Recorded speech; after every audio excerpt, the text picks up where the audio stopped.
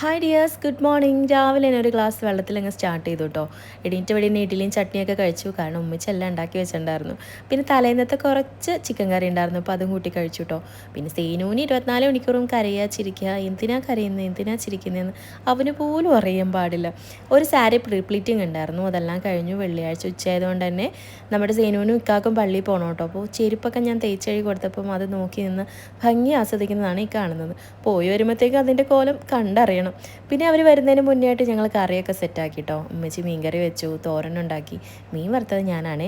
അങ്ങനെ ഭക്ഷണമൊക്കെ നല്ല സുഭിക്ഷമായിട്ട് കഴിച്ചു. ഒന്ന് കിടന്ന് ഉറങ്ങി എഴുന്നേറ്റതിന് ശേഷം ഒന്ന് ചേലക്കര പോയിട്ടോ. ഞാൻ താത്താൻ വേണ്ടി കുറച്ച് പാഴ്സലൊക്കെ വാങ്ങിക്കാനുണ്ടായിരുന്നു. പിന്നെ പോണ വഴിക്ക് ഒന്ന് കയറി നിന്നില്ലായിരുന്നെങ്കിൽ ആ ബസ് എൻ്റെയും കൊണ്ട് പോയേനെ. പിന്നെ നമ്മൾ മീൻ വാങ്ങിക്കാൻ പോയി. പിന്നെ ബേക്കറിയിൽ കയറി കുട്ടികൾക്ക് സ്നാക്സ് വാങ്ങിക്കാൻ വേണ്ടി കയറിയതാണ്. പക്ഷെ ഞങ്ങൾക്ക് വിശന്നപ്പോൾ പിന്നെ ഞങ്ങൾ കഴിച്ചു കേട്ടോ.